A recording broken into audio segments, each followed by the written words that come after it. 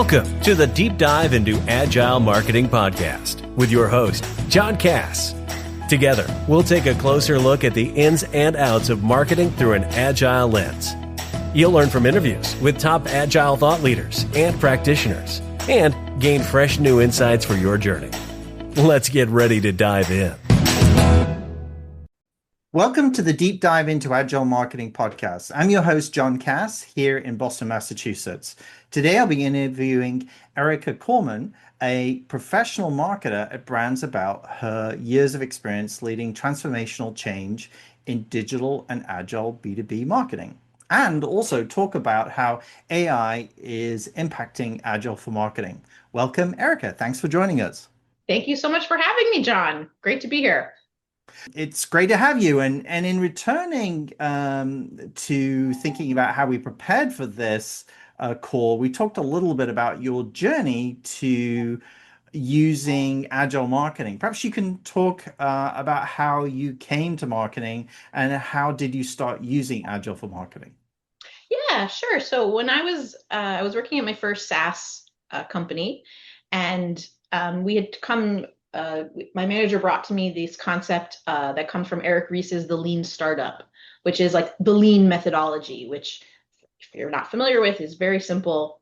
It sees everything as execution as a test. So test, measure, learn, iterate. And that's how you go again and again. And this really resonated with me, especially at the time. I was working on trying to build a stronger growth mindset, and also came across, in business and in life, you're going to fail so much more than you succeed. You're going to get that one succeed that one time, and everything else is there's going to be so many more failures along the way. So if you transition that from being a failure to a learning experience and a way to make your next round better, that really stuck with me. So a few years later, then I was working at next company that was much bigger and had a big agile transformation going on. And I had been a member of the marketing team, and I was just promoted and was now the team leader. And I had been an individual contributor on that team, and it was very chaotic. There was no kind of prioritization. Everything was operated from a place of, who screams the loudest, what is the most on fire, what is more on fire than something else, because that is a kind of prioritization. But there was no really rhyme or reason. It was just, people doing a lot. We were doing a lot, very busy, but not having a whole lot of outcome, just lots of outputs. So, as now the team leader, I saw it as my responsibility to get this under control and also bring some sense of rhyme and calm and improve the quality of life of everyone on the team, because it was a struggle. It was very stressful. If you think about it, it was kind of like we were all in this bus together, and no one was driving the bus. We were just like in this runaway. So I looked at this and said, how are we going to get ourselves into the driver's seat and get control of the situation? So my manager at the time, he was very supportive of the agile transformation with engineering, and he had a marketing background. And he said, agile is not just for engineering, it's for every function, everything. And he was a big agilist, big supporter of it. So he, referred me we had an agile coach at the company. We had, they used the scale, it's called the Scaled Agile Framework, or SAFe for short. And, I approached the coach, the trainer, and I was the first person from one of the functions that said, hey, I'm interested in using this. How do we help not just execute faster, but bring greater alignment, drive greater value? And he really started. And so kind of looking at that, and then also that concept of lean, and it fits so well together. And it just made a lot of sense. What about you, John? How'd you get started with Agile? For myself, I started using Agile at companies and the agencies that I worked at. And I think it really helped me to focus on work. But I think even when I was managing teams, they really helped. It helped them to organize themselves. And I remember a couple of team members coming back and saying how much they appreciated the approach. It also helped protect the teams when they were getting overloaded with too much work, and that was the aspect that people really liked, especially in agencies. Yeah. And we were able to use the methodology as a way to work with our clients and internal decision makers to make the point we couldn't do a new piece of work when we'd agreed to do all of that other work. So that was really helpful, I think, in me getting started, and I've been using it for about 15 years or so. Oh, wow. All right. Let's go to our sponsor. Hey folks, let me ask, how confident are you that your content actually connects in every market? If you're guessing, it might be time to check out Phrase. Phrase is the industry-leading AI localization platform that helps you deliver content in multiple languages without losing your tone, your message, or your mind. It automates the manual work, slashes review time, and gives you real data on what's working where. Brands like Uber and Zendesk trust Phrase to scale their content across the globe and get it right every time. If you're serious about reaching more people and driving better results internationally, head over to phrase.com/MPN and take a look. That's phrase.com/MPN. Erica, why is using Agile helpful for marketing teams in your experience? What's the best way for marketing teams to use Agile?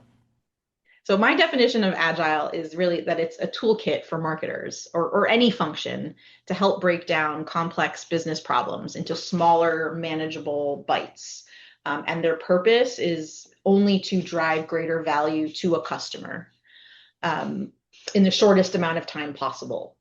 That's a key there. So it's not about who asked for it or who owes you a favor or who is the cool, what sounds the coolest, anything else other than let's as a team define what value is and do that based heavily from the informed by the customer, and then based heavily off of the customer.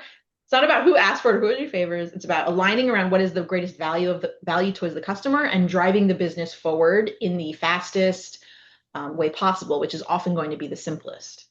Pretty much always is the simplest. So I think the best way for marketing teams to use Agile is a bit amorphous, but it's true, which is in whichever way suits them best. So you have to find and you have to try to test, measure, learn, iterate, repeat what works for you. So there's lots of different tools. There's lots of different, there's the Scrum, the rituals, but it doesn't necessarily mean you need to do all of them in order to be agile. Or there's other teams where you don't even need to do it at all. And you don't need to go through those motions at all. They're just inherently an agile team. And so it's deeply a mindset, which is a value first, customer value driving quickly mindset. And then trying all of those things, trying out different things to see what works for you.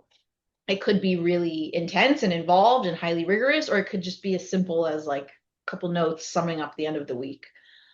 It really depends. You're so right, Erica. I mean, I've spoken to quite a few people in these podcast interviews, and people often start with a framework and then it moves and it's a hybrid. So I've seen that many times. We've also seen a rapid transformation over the last 2 years with the introduction of Gen AI engines. How do you think AI helps or hinders marketing going forward? And how can we use Agile to respond to AI in marketing? Yeah. AI is it's a huge topic right now. Of course, it's the hot topic everywhere. It's a very kind of, I'd say shiny, sparkling, but could be somewhat deceptive in what we think, oh, this is going to make everything. This is the silver bullet we've all been waiting for. This is the magic. I think that's a very tempting, although could be misleading piece, because again, yes, there's a huge part about agility, which is about speed. And so far as marketing goes, I've seen the biggest use case just from my observation would be for scaling content, churning out content faster, making more videos, more personalization, faster, everything faster. But again, if you're going, where are you going?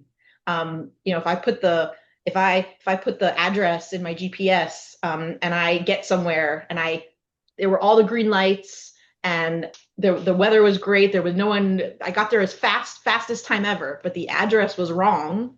well, I just got to the wrong place in the quickest time ever. So it's, again, not a whole lot has changed as far as using and making sure that you are aligning around that value. And I think it's really cool that we can use AI to bounce ideas off of and help drive greater refinement of our alignment or our value, or even try contrarian kind of personas in the AI to help you find gaps and help you drive closer to that. But if you just think, well, we're going to turn on this AI engine and churn out all this content faster, quicker, better, faster doesn't always mean better. And volume doesn't always mean better. So, one of the big things we value in Agile is outcome over outputs. So I think it's really important to make sure that AI is helping you get your outcome sharper before you start churning out the outputs even faster, because you might just be going the wrong direction faster. Well, it's you raise a really interesting point there, and I always think of Agile not as speed, but as focus. And as a result of focusing, you end up doing the tasks that you need to do faster because you're not doing multiple tasks at the same time. And I'm reminded of my old job at Systems Group in Fresno, California, about 30 years ago. We sold computer accounting systems to wholesale distribution companies. And it was changing the model of inventory control to inventory management, helping distributors to have as little inventory in stock, but still have the products available when a customer requested the product. So good customer service, as it were. Our software provider, the company we were a reseller for, followed the ideas of Gordon Graham, an industry guru on inventory management systems, and he was out of Texas. What he would always say in his book on inventory management always stayed with me when I'm thinking about technology and transformations. In that, if you're changing out from a manual accounting system, and he started writing the book in the 1980s, so he was seeing that transition from manual systems to computer accounting systems. If you have a bad accounting system or accounting controls in place in the manual system, when you change to a technology solution, the computer accounting system, you'll just make it worse. You'll make it go faster.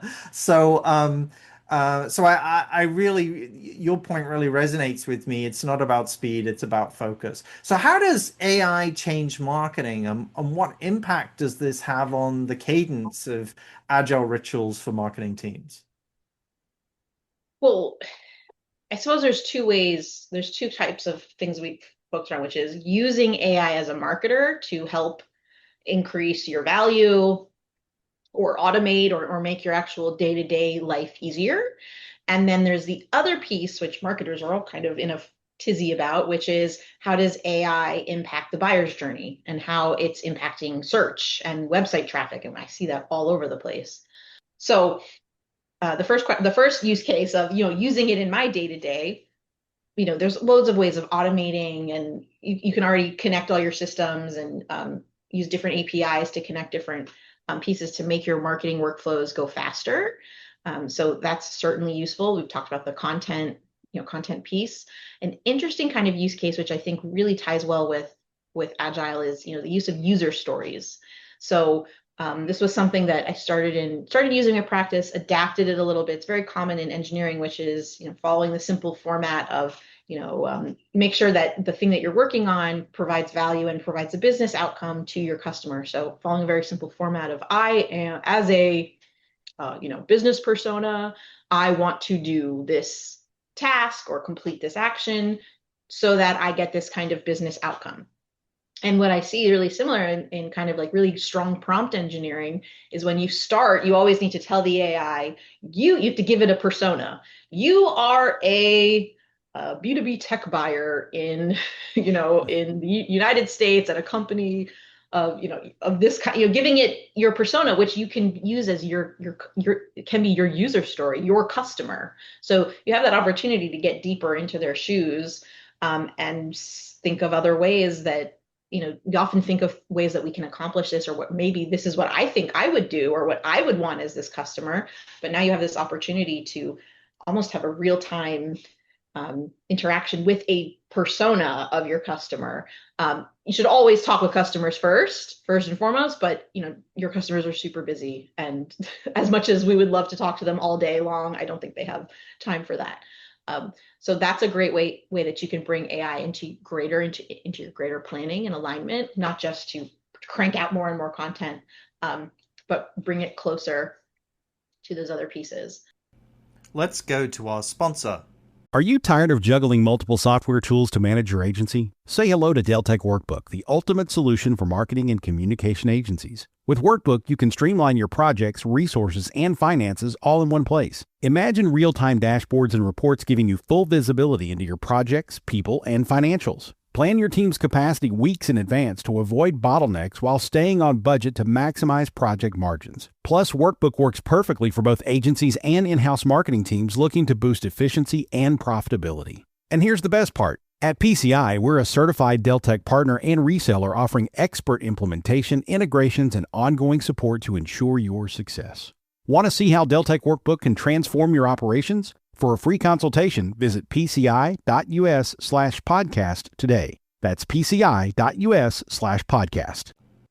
I think one thing for me, and we talked about this before, Erica, is that the very fact that we have AI, as you describe it, where you can create the personas, I think what's really interesting is, does it mean that the function or the engineering, the prompt engineering, mean that marketers are more likely to go back and think about customer journey mapping and the personas? So you're using these tools, you see the value in the tools because it gives you a chance to emulate, have an avatar of a customer, but does it now mean that you're more likely to go back? Whereas I've seen circumstances where people set up customer journey mapping and they don't always return to it. So does AI, do you think there's going to be more a return on the part of marketers to personas and customer journey mapping as a result? Well, yeah, I mean there has to be, because we have a new marketing channel emerging. Essentially, there's AEO now, and that's the biggest. I think people are terrified as of right now what's going to happen. So if you're not revisiting your customer journey, you need to. Absolutely. I mean, the way that consumers are finding information and learning about products and resources and just researching topics is changing. There's a new opportunity for it. And you see that seen in just web traffic, more and more search referrals from different AI engines or answer engines. So we all need to be redoing our customer journey mapping 100%. But it's happening in real time. It's things are changing, and it's a very early on. There's very little that's known, that's really understood. I've seen a lot of people kind of freaking out, and the good thing is that where do you think that see a lot of people just getting scared and thinking like SEO is dying and it's all over now. This is the apocalypse. Not quite. SEO, as far as where these answer engines are getting their information, they're getting it from SEO content, from crawling websites and crawling your information. So it does seem like the best practices to be known or to be recommended in an answer engine is very similar to SEO best practices, as far as answering the best, being authentic, providing the best answer, the most authentic answer, the answering customer questions, and driving deeper into that. I agree, Erica. I mean, as a long-time SEO, I mean, I've been doing it since 2001, and especially the change in 2010 when Google was facing competition from Microsoft and Bing, and really stepped up and really focused on good quality content. I don't really see any difference. I mean, if anything, answer engines require even more authority and require even better content and require more unique content and new ideas for you to make a difference in the marketplace, which I think can only be good. So, because isn't marketing all about value? And so does the model of AI on that side of what you were talking about sort of help us as marketers to really sort of stretch ourselves to be the best? AI is impacting customers. They're using AI to write and the process find answers. They need the ones have used in search engines. Erica, how do you think authenticity will be viewed because of AI? Oh yeah, I think there's changes that are happening in just human behavior. So I think with the onset of with social media and more consumable, snackable content and the overload of information, the way we started producing content became a lot shorter, faster, snippier. And even these answer engines are an answer to kind of now people just don't even want to read through all of the search results and click onto their website. Like just answer the question. I have an answer. I question. I just want a simple answer and I want it fast. And so that's changing. That's one piece of behavior that I think we're adopting to. The next one that's going to come, though, an answer engine is okay for low stakes questions. I wouldn't like make any like major life decisions or major financial decisions, or just like a buyer wouldn't necessarily make an enterprise sales decision just on a single AI overview snippet from Google. I think they'd still require a lot of information to make a informed decision. The next piece that's going to come is I'm already seeing it myself, which is like you see something and then you have to stop, say, is that real or is that AI? And is it video? In video, in content, in photos? There's even kind of like a style that you're starting to get, this whole discussion around M dashes. You see people's LinkedIn posts filled with M dashes. Oh, AI must have written that because ChatGPT loves to use M dashes. So I think it's developing now, as our attention spans got shorter because we got a lot more used to this quick, fast, digestible content.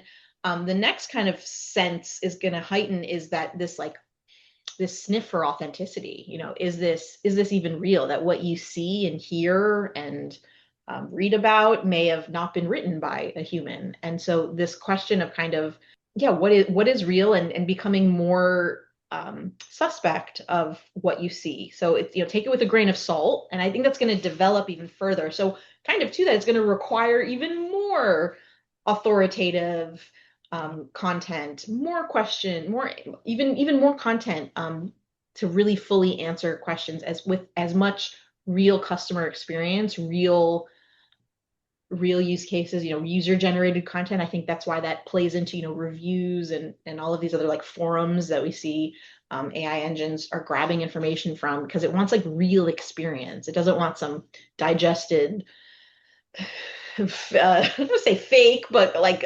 manufactured kind of composite of AI sludge. It wants real voices, real people, real answers, real experience. And so we're going to develop, I think at the same time, like a greater kind of meter of, is this real or not? And be able to tell and even question things more than before. It's interesting because I've been seeing a couple of voices both in our profession but also outside it. There was a Yale English professor, Megan O'Rourke, who wrote a really good piece about her experiences using AI and her doubts about whether she should use it, because she made this really well-written piece describing how she uses writing to think, and for her, and she wasn't, and what I liked about her piece is that she wasn't prescribing what other people should do, but she sort of was making the point about how she used AI and how it affected her, and she was just telling us about it, and so you could make your own conclusions. And I liked that piece because of that, because it gave you the freedom to make your own decisions. But I do see this in the wider marketplace, which is there's some discussion about, should we be using AI because it isn't human enough and it's changing the thinking.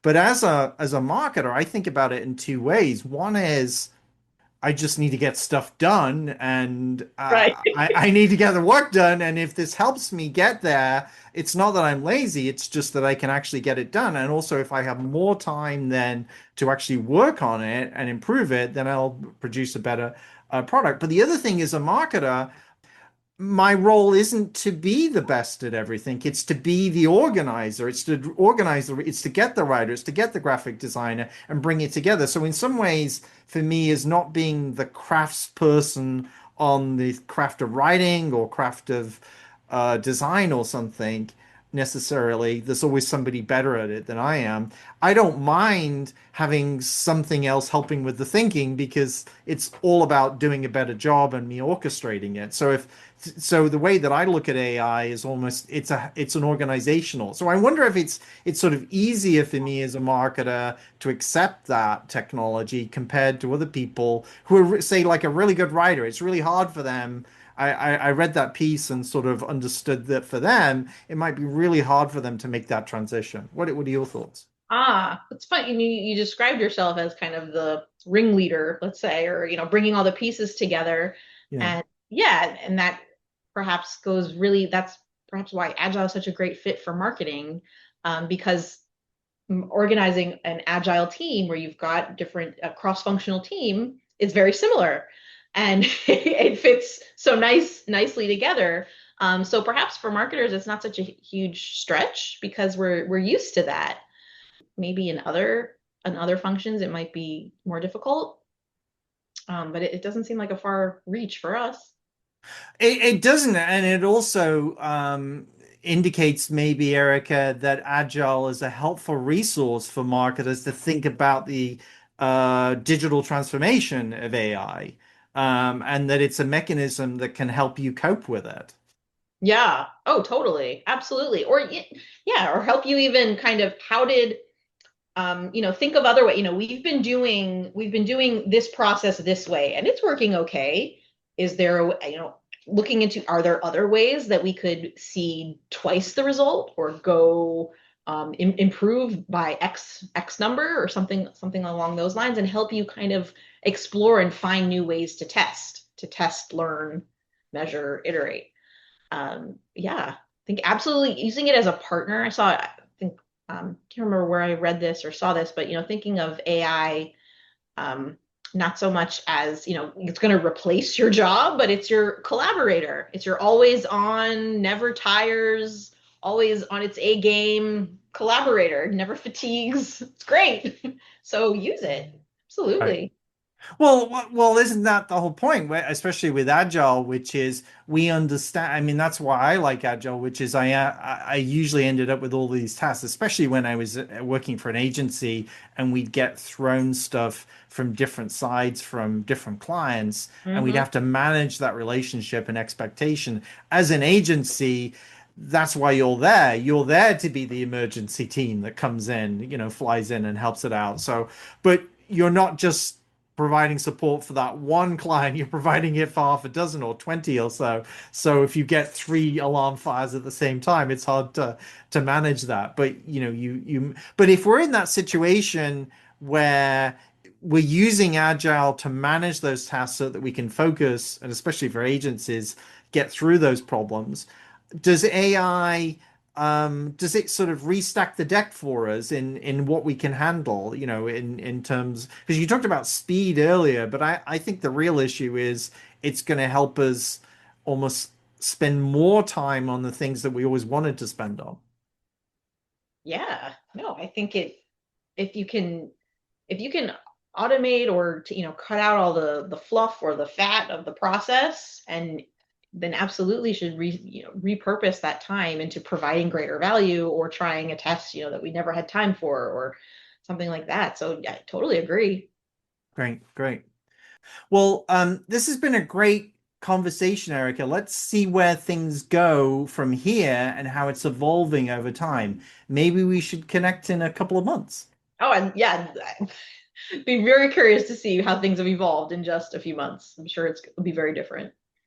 Well, thanks so much for doing the interview. I really appreciate it. And it's great to learn about your background and also your thoughts on how AI is changing marketing. Thank you. I enjoyed this very much. Love speaking with you. Thank you.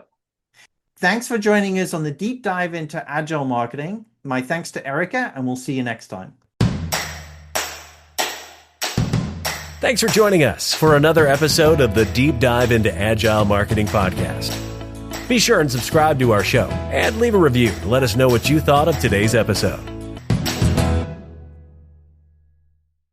You may know you're listening to this show along the Marketing Podcast Network, but did you know there are other great shows on MPN to help your business? Erica Porter hosts The Entrepreneurial You, empowering entrepreneurs with insights on leadership, business, and success. Erica, tell listeners what to expect from your show. So we provide innovative business strategies and practical solutions to common entrepreneurial challenges. And where can people subscribe? Find us at ericaporter.com, as well as the Marketing Podcast Network at marketingpodcasts.net, or search for it wherever you get your podcasts. You heard her. Go subscribe. This podcast is heard along the Marketing Podcast Network. For more great marketing podcasts, visit marketingpodcasts.net.